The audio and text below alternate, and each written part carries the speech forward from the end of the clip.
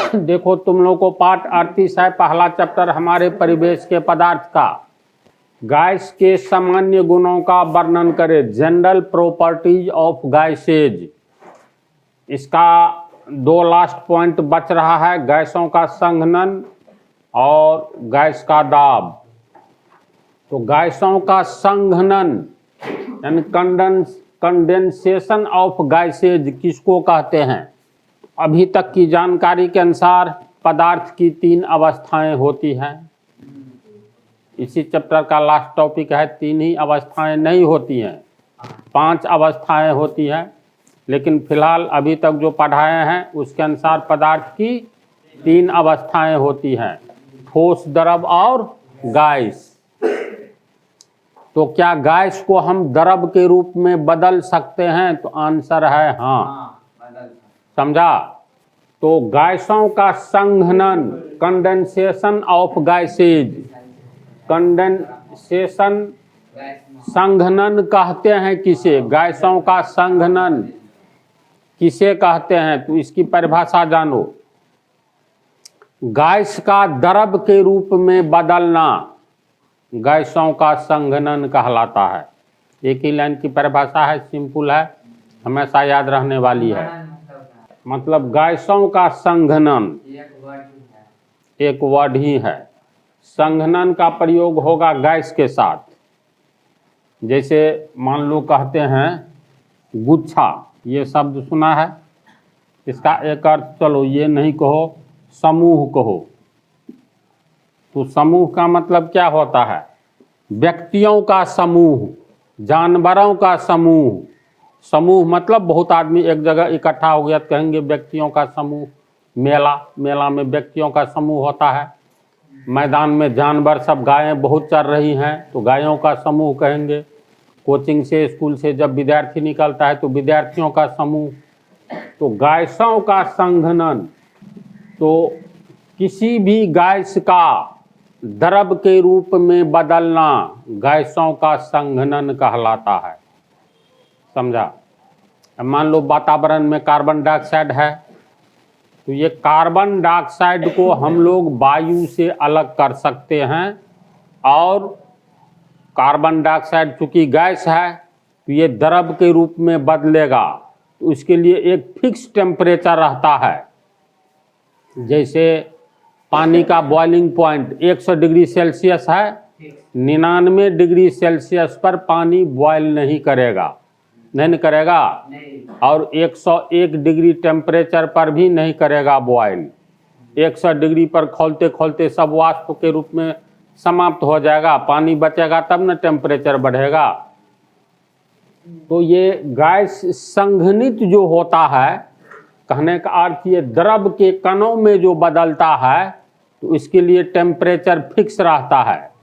पहले तो गैसों का संघनन, कंडेंसेशन ऑफ गैसेज किसे कहते हैं? तो गैस, किसी भी गैस का द्रव के रूप में बदलना गैसों का संघनन कहलाता है, पहली बात। तो ये द्रव के रूप में कैसे बदलता है? मान लो वाटर है, पानी है, तो गैस संघनित कैसे होता है? इसका अर्थ हुआ गैस द्रव के रूप में कैसे बदलता है। पानी को अगर हम लोग नहीं गर्म करेंगे तो पानी बॉयल करेगा? नहीं बॉयल करेगा। किसी भी द्रव का बॉइलिंग पॉइंट तब प्राप्त होता है जब इसको बॉयल करते हैं। अब बॉयल कैसे होगा? हीट एनर्जी देने पर ना, उष्मा ऊर्जा देने पर होगा। उष्मा ऊर्जा नहीं देंगे तो गैस बॉयल नहीं, ये पानी बॉयल नहीं करेगा, द्रव बॉयल नहीं करेगा। तो तू लोग समझ रहा है ना? तो गैसों का संघनन स्वतः नहीं होता है। जैसे किसी भी द्रव का बॉइलिंग पॉइंट पाना हो तो बॉइलिंग पॉइंट एक्स्ट्रा प्रयास करने पर प्राप्त होता है। एक्स्ट्रा प्रयास का अर्थ हो गया हीट एनर्जी दो, धीरे धीरे गर्म होगा कोई भी द्रव, और जिस तापमान पर खौलेगा उस तापमान को, उस द्रव का क्वथनांक कहेंगे बॉइलिंग पॉइंट। तो बॉइलिंग पॉइंट प्राप्त करने के लिए हमें किसी भी द्रव को हीट एनर्जी देना पड़ता है। उसी तरह कोई भी गैस है तो ये संघनित कैसे होगा? संघनित कैसे होगा का अर्थ हुआ ये द्रव के कण में कैसे बदलेगा, उसके लिए एक्स्ट्रा प्रयास क्या करना पड़ता है, तो दाब बढ़ाकर, पहली बात गैस को हम लोग द्रव के रूप में बदलेंगे तो इसके लिए दो तरह से ये बदला जाता है। पहला प्रेशर बढ़ाकर, दाब बढ़ाकर, दूसरा ताप में कमी लाकर। ये दो तरीका है।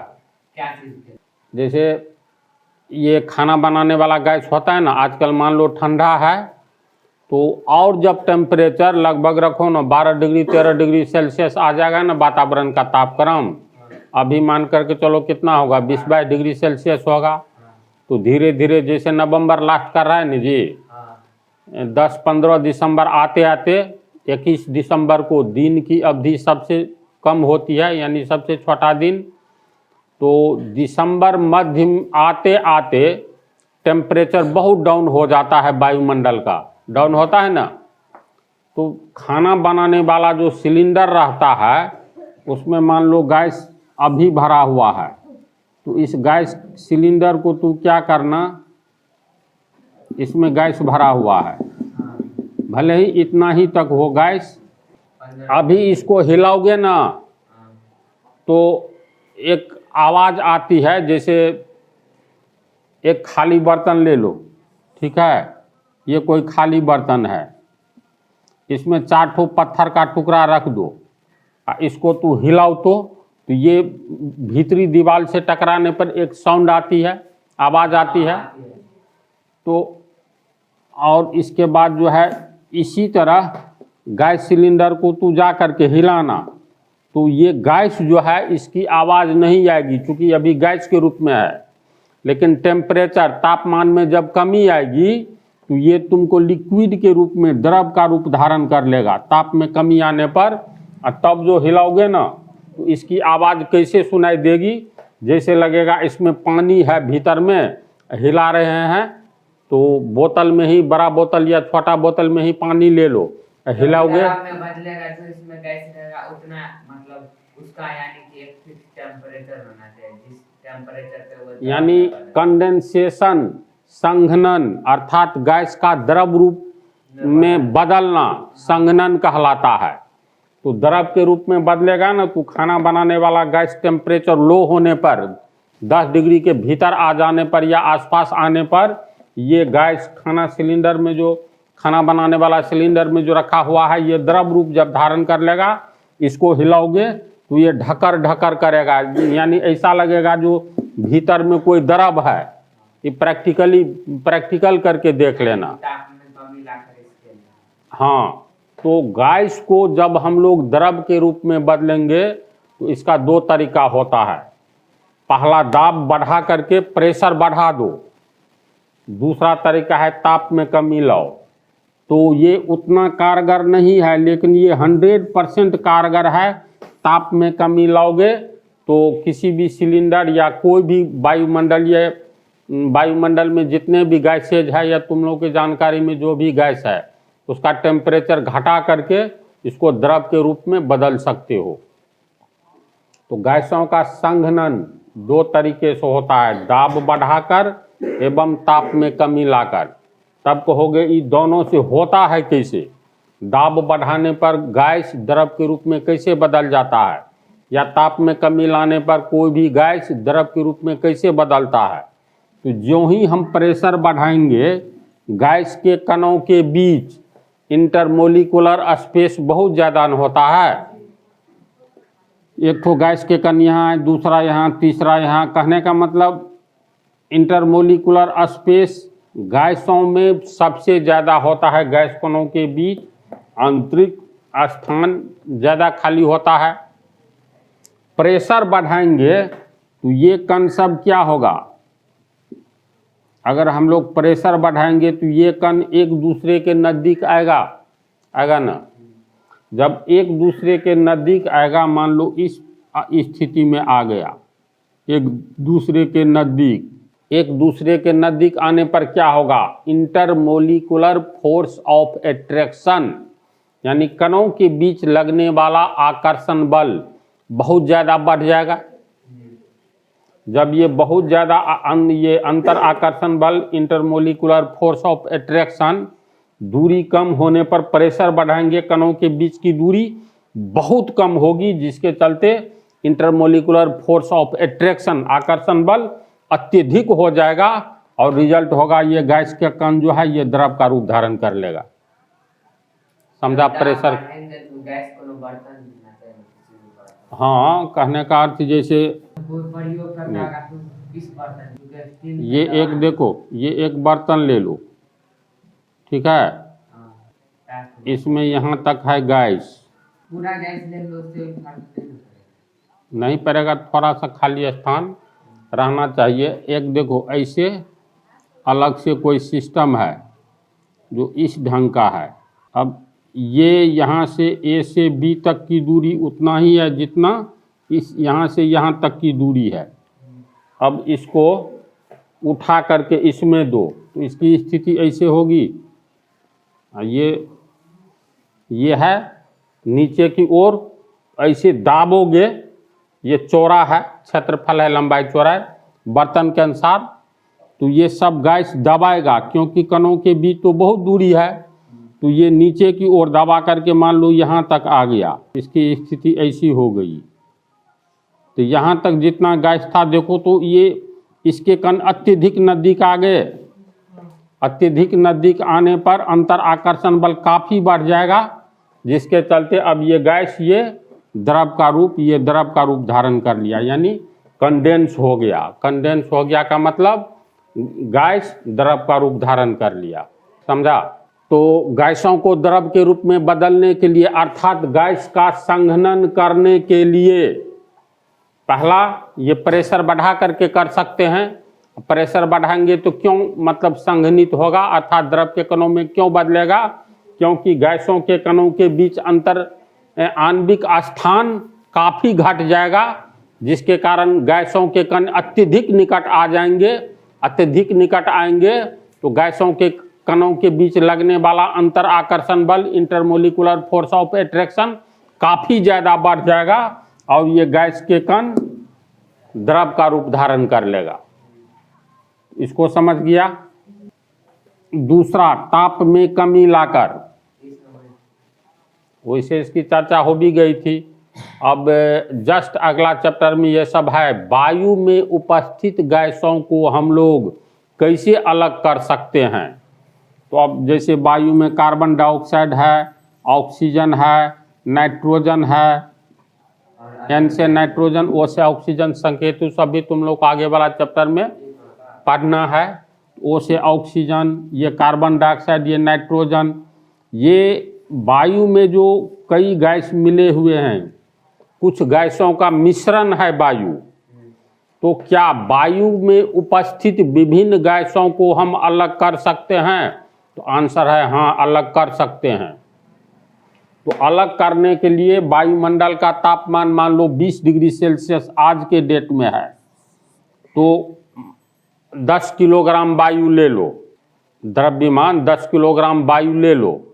उससे अब हर एक जगह तो वायु में एक ही तरह मतलब वायु में विभिन्न गैसों का मिश्रण है। पृथ्वी के वायुमंडल चारों ओर जो है, कहीं से तो वायु लोगे तो नाइट्रोजन 78% होगा, ऑक्सीजन 21%, 99%, अब बचा हुआ 1% में अन्य गैस धुलकन ये सब है। तो 10 किलोग्राम अगर हम लोग वायु लिए तो 10 किलोग्राम वायु में नाइट्रोजन हो गया तुमको 78%, ऑक्सीजन हो गया 21%, अन्य गैस सब मिला करके 1% है। हमको नाइट्रोजन भी अलग करना है, ऑक्सीजन भी, फिर कार्बन डाइऑक्साइड 10 किलोग्राम वायु में से अलग करना है। तो इसके लिए वायु का तापमान मान लो 20 डिग्री सेल्सियस ये 10 किलोग्राम वायु का है, तो इसका तापमान सीधे घटा करके पहले 0 डिग्री सेल्सियस लाओ। 0 डिग्री सेल्सियस लाओगे तो वायु में उपस्थित जल के कण बर्फ के कणों के रूप में बदल जाएगा। तो जलवाष्प तो हट गया। फिर 0 डिग्री से नीचे, 0 से कम होता है ना, -1 डिग्री सेल्सियस, -2 डिग्री होते होते 200 डिग्री सेल्सियस में भी लाया जा सकता है वायु का तापमान घटा करके। तो तापमान ज्यों ही कम करते जाएंगे, एक समय आएगा जब ये इसमें से सबसे पहले तुमको कार्बन डाइऑक्साइड निकलेगा। ये एक निश्चित तापक्रम पर, जो कि माइनस में होगा बहुत कम, ये तुमको ठोस का रूप धारण कर लेगा। तो ठोस का रूप धारण करने द्रव में बदलेगा, तब ठोस का रूप धारण करेगा।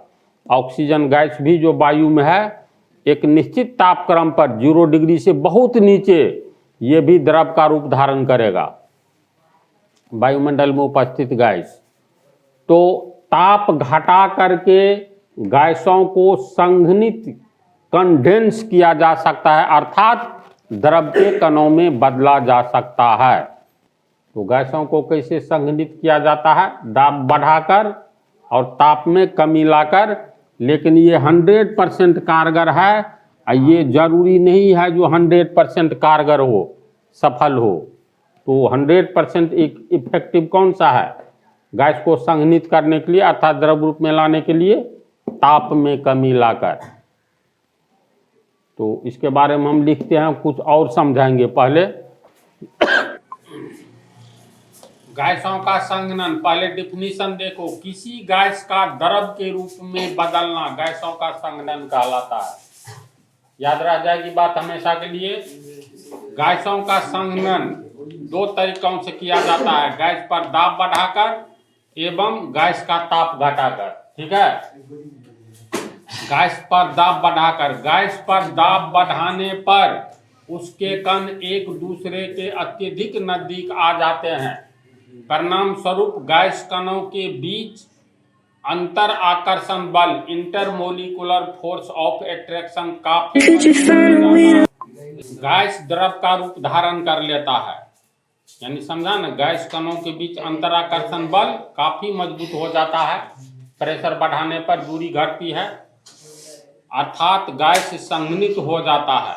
इस पॉइंट को समझ गया। ताप घटाकर गैस के संघनन में दाब की अपेक्षा ताप का स्थान महत्वपूर्ण है। पंक्ति देखो, गैसों के संघनन में प्रेशर यानी दाब की अपेक्षा ताप का स्थान महत्वपूर्ण है, क्योंकि कोई भी गैस एक निश्चित ताप पर ही संघनित होता है।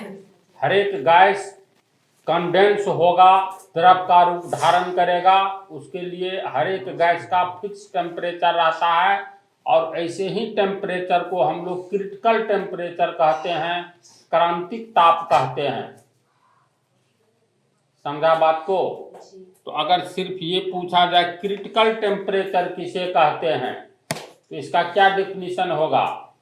किसी भी गैस का क्रिटिकल टेम्परेचर, क्रांतिक ताप, ऐसा ताप है जिस ताप पर कोई भी गैस द्रव का रूप धारण कर लेता है। ऐसे टेम्परेचर को उस गैस का क्रिटिकल टेम्परेचर कहते हैं। क्रिटिकल टेम्परेचर का डिफिनीशन हम अलग से लिख देते हैं और 1-2 उदाहरण और देते हैं।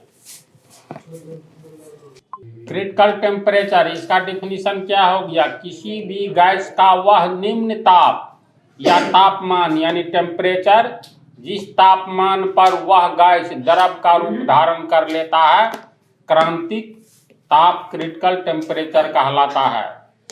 इसको भी समझ गया? तो इस तरह तुम लोगों का ये पॉइंट समाप्त हुआ। अगला क्वेश्चन रहेगा, जलवाष्प का कैसे संघनन होता है? जलवाष्प गैस के रूप में है ना जी, जल के कणों में कैसे बदलता है, और प्लस ये पॉइंट, दोनों एक पार्ट और ले लेगा, 39वां पार्ट में बतलाएंगे।